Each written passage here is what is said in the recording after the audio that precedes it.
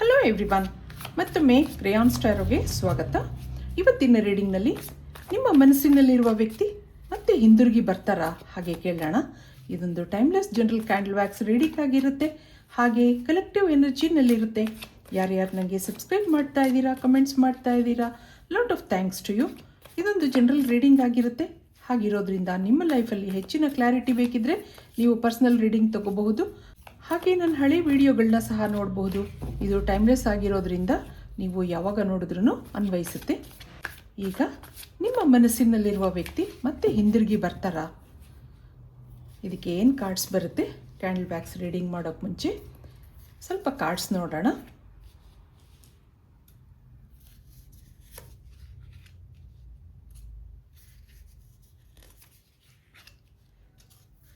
ಇದು ಅವರ ಎನರ್ಜಿ ಆಗಿರುತ್ತೆ, ಇದು ನಿಮ್ಮ ಎನರ್ಜಿ ಆಗಿರುತ್ತೆ. ಇಲ್ಲಿ ಇನ್ನೇನಿದೆ ನೋಡೋಣ. ಒಂದು ಕಾಲದಲ್ಲಿ ಈ ಕನೆಕ್ಷನಲ್ಲಿ ಸಂತೋಷ ಇತ್ತು, ಹ್ಯಾಪಿನೆಸ್ ಇತ್ತು. ಈಗಲೂ ಆಗಾಗ ನಿಮ್ಮ ನೆನಪು ಬರ್ತಾ ಇರುತ್ತೆ ಅವ್ರಿಗೆ. ಇಲ್ಲಿ ಇನ್ನೇನಿದೆ ನೋಡೋಣ.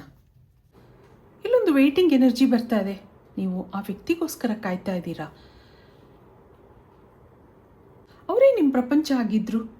ಆಗಾಗ ಅಪ್ಸ್ ಆ್ಯಂಡ್ ಡೌನ್ಸ್ ಇರ್ತಾ ಇತ್ತು ನಿಮ್ಮಿಬ್ಬರ ಮಧ್ಯೆ. ಆದ್ರೂ ನೀವು ಅವ್ರನ್ನ ಬಿಟ್ಕೊಡ್ತಾ ಇರಲಿಲ್ಲ. ನೀವೊಂದು ಡಿವೋಟೆಡ್ ಪಾರ್ಟ್ನರ್ ಅನ್ನಿಸ್ತಾ ಇದೆ ಇಲ್ಲಿ. ಇಬ್ಬರ ಮಧ್ಯೆ ಏನೇ ಡಿಫ್ರೆನ್ಸಸ್ ಇದ್ರೂ ನೀವೆಲ್ಲನೂ ಬ್ಯಾಲೆನ್ಸ್ ಮಾಡ್ಕೋತಾ ಇದ್ರಿ. ನೀವೊಂದು ತುಂಬ ತಾಳ್ಮೆ ಇರುವಂಥ ವ್ಯಕ್ತಿ ಹಾಗನ್ನಿಸ್ತಾ ಇದೆ. ಈಗಲೂ ತಾಳ್ಮೆಯಿಂದ ಅವ್ರಿಗೋಸ್ಕರ ಕಾಯೋದಿದೆ. ಏನೋ ಇಂಟೆನ್ಸ್ ಫೀಲಿಂಗ್ಸ್ ಇದೆ, ಅಟ್ಯಾಚ್ಮೆಂಟ್ ಬೆಳೆಸ್ಕೊಂಡಿದ್ದೀರಾ. ಅವರ ಎನರ್ಜಿ ನೋಡಿದಾಗ ಇಲ್ಲೊಂದು ಲೋನ್ಲಿನೆಸ್ ಇದೆ, ನಿಮ್ಮ ನೆನಪುಗಳಿದೆ ಅಲ್ಲಿ. ಆದ್ರೂ ಏನೂ ಮಾಡಲಾರ್ದಂಥ ಪರಿಸ್ಥಿತಿ ಇದೆ. ಏನೋ ರೆಸ್ಪಾನ್ಸಿಬಿಲಿಟೀಸ್ ಇದೆ, ಪ್ರಿಯಾರಿಟೀಸ್ ಇದೆ. ಇಬ್ಬರ ಮಧ್ಯೆ ಅಟ್ಯಾಚ್ಮೆಂಟ್ ಬೆಳೆದಿದೆ ಸರಿ, ಆದರೆ ಇವ್ರಿಗೆ ಅದನ್ನು ಮುಂದುವರ್ಸೋಕ್ಕಾಗ್ತಾ ಇಲ್ಲ. ಒಬ್ಬರೇ ಕೂತು ನಿಮ್ಮ ಬಗ್ಗೆ ಯೋಚನೆ ಮಾಡೋದಿದೆ. ಇದೆಲ್ಲ ಯಾವಾಗ ಸರಿಯಾಗುತ್ತೆ ಹಾಗನ್ಸುತ್ತೆ ಅವ್ರಿಗೆ. ಆದಷ್ಟು ನಿಮ್ಮನ್ನು ಭೇಟಿ ಮಾಡೋಕ್ಕೆ ಪ್ರಯತ್ನ ಮಾಡ್ತಾರೆ. ಆದರೆ ಈ ನಡುವೆ ಯಾಕೋ ಎಲ್ಲ ಪೋಸ್ಟ್ಪೋನ್ ಆಗ್ತಾ ಇದೆ. ಏನೋ ಫೈನಾನ್ಷಿಯಲ್ ಇಶ್ಯೂಸ್ ಇದೆ, ಥರ್ಡ್ ಪಾರ್ಟಿ ಇಶ್ಯೂಸ್ ಇದೆ. ಇವೆಲ್ಲದರಿಂದ ನಿಮ್ಮಿಬ್ಬರಲ್ಲಿ ಕಮ್ಯುನಿಕೇಷನ್ ಗ್ಯಾಪ್ ಇದೆ ಅಂತ ಅನ್ನಿಸ್ತಾ ಇದೆ. ಆಗಾಗ ಮಾತಾಡ್ತೀರಾ, ಆದರೆ ಮೊದಲಿನ ಅಟ್ಯಾಚ್ಮೆಂಟ್ ಇಲ್ಲ. ಅದು ನಿಮ್ಗೆ ಯೋಚನೆ ಆಗಿದೆ. ಇದಕ್ಕೆ ಇಲ್ಲಿಂದ ಒಂದು ಕಾರ್ಡ್ಸ್ ನೋಡೋಣ. ನಿಮ್ಮಿಂದ ದೂರ ಆಗೋಕ್ಕೆ ಏನು ಕಾರಣಗಳಿರಬಹುದು? ಇಬ್ಬರ ಮಧ್ಯೆ ಏನು ನಡೆದಿದೆ? ಮತ್ತೆ ಅವ್ರು ವಾಪಸ್ ಬರ್ತಾರಾ? I left when things got hard. I don't know if we will ever change. ಆ ಒಂದು ಎನರ್ಜಿಯಲ್ಲಿ ಬರ್ತಾ ಇದೆ. ನಿಮ್ಮಿಂದ ದೂರ ಆಗಿದ್ದಾರೆ ಸರಿ, ಏನೋ ಕಷ್ಟದ ಪರಿಸ್ಥಿತಿ ಇದೆ ಅನ್ನೋದು ಬರ್ತಾ ಇದೆ. ಮತ್ತೆ ನಾವಿಬ್ಬರು ಸರಿಯಾಗ್ತೀವಾ ಅನ್ನೋ ಅನುಮಾನಗಳಿದೆ ಅವ್ರಿಗೆ. ಮತ್ತೆ ಈ ಕನೆಕ್ಷನ್ ಸರಿಯಾಗುತ್ತಾ, ಮತ್ತೆ ಅವ್ರು ವಾಪಸ್ ಬರ್ತಾರಾ ಅನ್ನೋದ್ರ ಬಗ್ಗೆ ಅವ್ರಿಗೆ ಅನುಮಾನ ಇದೆ. ಈ ಟೈಮಲ್ಲಿ ಕಟ್ಟಿ ಹಾಕಿದಂಥ ಪರಿಸ್ಥಿತಿ ಇದೆ. ನಿಮ್ಮನ್ನು ಭೇಟಿ ಮಾಡೋ ಅವಕಾಶಗಳೆಲ್ಲ ಪೋಸ್ಟ್ಪೋನ್ ಆಗ್ತಾ ಇದೆ. ಮನಸ್ಸಲ್ಲಿ ಅಂಥ ಪಾಸಿಟಿವಿಟಿ ಇಲ್ಲ. ಆದ್ರೂ ಎಲ್ಲದಕ್ಕೂ ದೇವ್ರನ್ನ ಬೇಡ್ಕೊಳ್ಳೋದಿದೆ, ವಿಶಸ್ ಮಾಡ್ಕೊಳ್ಳೋದಿದೆ. ಇದಕ್ಕೆ ಕ್ಯಾಂಡಲ್ ವ್ಯಾಕ್ಸ್ ರೀಡಿಂಗಿಂದ ಏನು ಬರುತ್ತೆ ನೋಡೋಣ. ಮತ್ತೆ ಅವ್ರು ಹಿಂದಿರುಗಿ ವಾಪಸ್ ಬರ್ಬೋದಾ ನಿಮ್ಮ ಲೈಫ್ಗೆ? ಒಂದು ನಿಮಿಷ ನೀವು ನಂಬಿದ ದೇವ್ರನ್ನ ನೆನೆಸ್ಕೊಳ್ಳಿ, ಹಾಗೆ ನಿಮ್ಮ ಮನಸ್ಸಲ್ಲಿರೋ ವ್ಯಕ್ತಿನೂ ನೆನೆಸ್ಕೊಳ್ಳಿ. ಡಿವೈನ್ ಎನರ್ಜಿನಲ್ಲಿ ಕನೆಕ್ಟ್ ಆಗೋಕ್ಕೆ ಪ್ರಯತ್ನ ಮಾಡಿ. Spirit guides, universe, angels guide ಮಾಡಿ. ಏನೋ ಡಿಫ್ರೆನ್ಸಸ್ ಇದೆ ಇಬ್ಬರಲ್ಲೂ. ಕಲ್ಚರಲ್, ಫೈನಾನ್ಷಿಯಲ್ ಸ್ಟೇಟಸ್ ಅಥವಾ ಏಜ್ ಡಿಫ್ರೆನ್ಸ್ ಇದೆ ಅನ್ನಿಸ್ತಾ ಇದೆ. ಥರ್ಡ್ ಪಾರ್ಟಿ ಅಥವಾ ಸಿಚುವೇಶನ್ ಡಿಫ್ರೆನ್ಸಸ್ಸು ಇರಬಹುದು. ಈ ವ್ಯಕ್ತಿಯಲ್ಲಿ ನಿಮಗೆ ಅಟ್ರಾಕ್ಷನ್ ಇದೆ. ಇಲ್ಲಿಂದ ಮೂವ್ ಆನ್ ಆಗೋಕೆ ಇಷ್ಟ ಇಲ್ಲ, ಆದರೆ ಏನೋ ಕಾರಣಗಳಿಂದ ನಿಮಗೆ ಮುಂದುವರಿಯೋಕ್ಕೂ ಆಗ್ತಾ ಇಲ್ಲ. ನಿಮ್ಮ ಮನಸ್ಸಲ್ಲಿ ಹಾಗೆ ಥಾಟ್ ಪ್ರೊಸೆಸ್ಸಲ್ಲಿ ಅಂದರೆ ಆ ವ್ಯಕ್ತಿಯ ನೆನಪುಗಳಿಗೆ ನೀವು ಒಂಥರ ಅಡಿಕ್ಟ್ ಆಗಿದ್ದೀರಾ, ಅಟ್ಯಾಚ್ಮೆಂಟ್ ಬೆಳೆಸ್ಕೊಂಡಿದ್ದೀರಾ. ಈ ಅಟ್ಯಾಚ್ಮೆಂಟಿಂದ ನಿಮಗೆ ಇನ್ಸೆಕ್ಯೂರ್ ಫೀಲ್ ಆಗ್ತಾ ಇದೆ. ಹಾಗೆ ಇಲ್ಲೊಂದು ಲೋ ಕಾನ್ಫಿಡೆನ್ಸ್ ಇದೆ. ಯಾವುದೋ ಫ್ರೆಂಡ್ಶಿಪ್ ಅಥವಾ ರಿಲೇಷನ್ಶಿಪ್ನಿಂದ ಆಚೆ ಬಂದಿದ್ದೀರಾ, ಅಥವಾ ಇದ್ರೂ ಇಲ್ಲದ ಅನುಭವ ಆಗ್ತಾ ಇದೆ. ಫ್ರೆಂಡ್ಶಿಪ್ ಇದೆ, ಮಾತುಕತೆ ಇದೆ, ಆದರೆ ಮೊದಲಿನ ಅಟ್ಯಾಚ್ಮೆಂಟ್ ಈಗಿಲ್ಲ, ಆತ್ಮೀಯತೆ ಇಲ್ಲ ಅನ್ನಿಸ್ತಾ ಇದೆ ನಿಮಗೆ. ಅವ್ರ ಮನಸ್ಸಲ್ಲಿ ಏನಿದೆ ಅನ್ನೋದೇ ಗೊತ್ತಿಲ್ಲ. ನಿಮಗೆ ಮಾತ್ರ ಅವ್ರ ಮೇಲೆ ತುಂಬ ಭಾವನೆಗಳಿವೆ. ನಿಮ್ಮ ಮೇಲೆ ಅವ್ರ ನಿರಾಸಕ್ತಿ ನೋಡಿ ನಿಮ್ಗೆ ಲೋ ಫೀಲ್ ಮಾಡ್ಕೊಂಡಿದ್ದೀರಾ. ದಿನೇ ದಿನೇ ಅವರು ನಿಮ್ಮಿಂದ ದೂರ ಆಗ್ತಾ ಇದ್ದಾರೆ ಅನ್ನಿಸ್ತಾ ಇದೆ. ಶುರುನಲ್ಲಿದ್ದ ಅಫೆಕ್ಷನ್, ಕಾಳಜಿ ಈಗ ಇಲ್ಲ ಅನ್ನಿಸ್ತಾ ಇದೆ ನಿಮಗೆ. ಅವರಲ್ಲಿ ಏನೋ ಚೇಂಜಸ್ ಗಮನಿಸಿದ್ದೀರಾ. ಏನೋ ಯೋಚನೆ ಇದೆ, ಹೇಳ್ಕೊತಾ ಇಲ್ಲ ಅನ್ನಿಸ್ತಾ ಇದೆ ನಿಮಗೆ. ತಿಳ್ಕೊಳ್ಳೋ ಪ್ರಯತ್ನ ಮಾಡಿದ್ದೀರಾ, ಪ್ರಯೋಜನ ಆಗಿಲ್ಲ. ಈಗ ಅವ್ರ ಬಗ್ಗೆ ನೋಡೋಣ. ಇಲ್ಲಿ ವೈ, ವಿ, ಎಸ್ ಆಲ್ಫಾಬೆಟ್ ಬರ್ತಾ ಇದೆ. ಇಲ್ಲೊಂದು ಹೆವಿ ಎನರ್ಜಿ ಕಾಣ್ತಾ ಇದೆ. ಏನೋ ಲಾಸ್ ಅಥವಾ ಡಿಸಪಾಯಿಂಟ್ಮೆಂಟ್, ರಿಗ್ರೆಟ್ಸ್ ಇದೆ. ಇದೆಲ್ಲ ಯೋಚನೆಗಳ ಮಧ್ಯೆ ನಿಮ್ಮನ್ನು ಸ್ವಲ್ಪ ಕಾಲ ಇಗ್ನೋರ್ ಮಾಡಿದ್ದಾರೆ ಅನ್ನಿಸ್ತಾ ಇದೆ. ಕೆಲವು ರೆಸ್ಪಾನ್ಸಿಬಿಲಿಟೀಸ್ ಇದೆ, ಫೈನಾನ್ಷಿಯಲ್ ಇಶ್ಯೂಸ್ ಇದೆ, ಯಾವುದೋ ಸಮಸ್ಯೆಗಳಿಗೆ ಪ್ರಿಯಾರಿಟೀಸ್ ಕೊಡಬೇಕಾಗಿದೆ.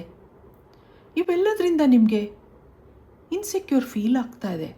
ಅವ್ರ ಲೈಫಲ್ಲಿ ಟೆನ್ಷನ್ ಇದೆ ಅಥವಾ ಏನೋ ಸಮಸ್ಯೆ ಇದೆ ಅಂತ ನಿಮ್ಗೆ ಅನಿಸಿದೆ. ಅದಕ್ಕೆ ನಾನಂತೂ ಕಾರಣ ಅಲ್ಲ, ನನ್ನನ್ನು ಯಾಕೆ ಇಗ್ನೋರ್ ಮಾಡಬೇಕು ಅಂತ ನಿಮ್ಮ ಯೋಚನೆ. ಅವರಲ್ಲಿ ಸೆಲ್ಫ್ ಸೆಂಟರ್ಡ್ ಅನ್ನೋದಿದೆ. ತನ್ನ ಕೆಲಸ ಸರಿ ಮಾಡ್ಕೋಬೇಕು ಅನ್ನೋ ಮನಸ್ಸಿದೆ. ಹಾಗೆ ಇಲ್ಲಿ ಪಾಸಿಟಿವ್ ಎನರ್ಜಿನೂ ಇದೆ.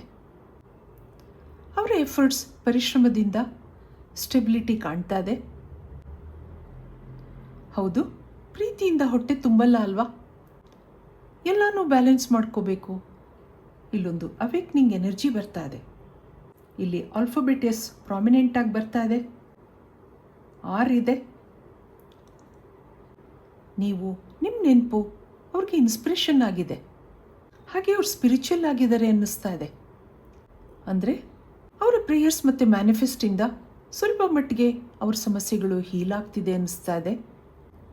ನಿಮಗೆ ಮೊದಲಿನ ಪೇಷನ್ಸ್ ಕಡಿಮೆ ಆಗ್ತಾ ಇದೆ. ಬೇಗ ತಾಳ್ಮೆ ಕಳ್ಕೊತೀರಾ.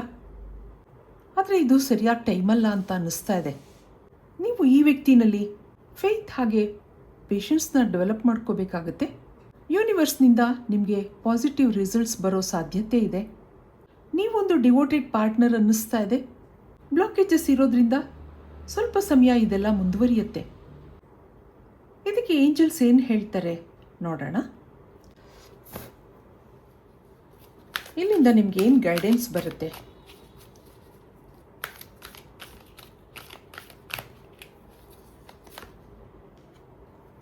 ಇಫ್ ಯು ಬಿಲೀವ್ ಅನ್ನೋದಿದೆ. Listen to your intuition.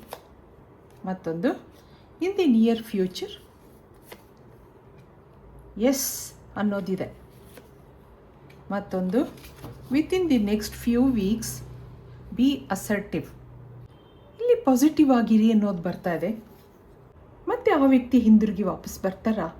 ಹಾಗೆ ನೋಡಿದಾಗ ಏಂಜಲ್ಸಲ್ಲಿ ಬಿಲೀವ್ ಮಾಡಿ, ಮ್ಯಾನಿಫೆಸ್ಟ್ ಮಾಡ್ಕೊಳ್ಳಿ. ನಿಮ್ಮಲ್ಲಿರೋ ನೆಗೆಟಿವಿಟಿ, ಆತಂಕಗಳನ್ನ ಯೂನಿವರ್ಸ್ಗೆ ಸರೆಂಡರ್ ಮಾಡಿ. ಇನ್ನು ಕೆಲವೇ ವಾರಗಳಲ್ಲಿ ಮುಂದೆ ಇದೆಲ್ಲ ಸರಿಯಾಗುತ್ತೆ ಅನ್ನೋದು ಬರ್ತಾ ಇದೆ.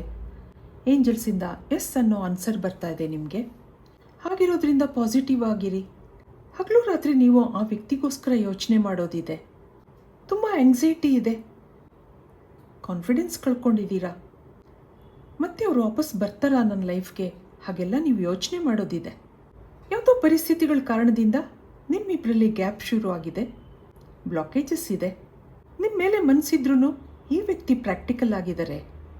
ಮುಂದೆ ಕೆಲವೇ ದಿನಗಳಲ್ಲಿ ಅವರು ವಾಪಸ್ ಬರ್ತಾರೆ ಅನ್ನೋದು ಏಂಜಲ್ಸ್ನ ಮೆಸೇಜ್ ಆಗಿದೆ. ಹಾಗಿರೋದ್ರಿಂದ ನೆಮ್ಮದಿಯಾಗಿರಿ, ಪಾಸಿಟಿವ್ ಆಗಿ ಯೋಚನೆ ಮಾಡಿ. ಇದು ಇವತ್ತಿನ ರೀಡಿಂಗ್ ಆಗಿರುತ್ತೆ. ಮತ್ತೆ ಇಂಥದ್ದೇ ರೀಡಿಂಗ್ ಕೇಳಬೇಕು ಅನಿಸಿದ್ರೆ ನನ್ನ ವೀಡಿಯೋಸ್ನ ಲೈಕ್ ಮಾಡಿ, ಶೇರ್ ಮಾಡಿ, ಸಬ್ಸ್ಕ್ರೈಬ್ ಮಾಡಿ. Thank you for watching. Be happy always.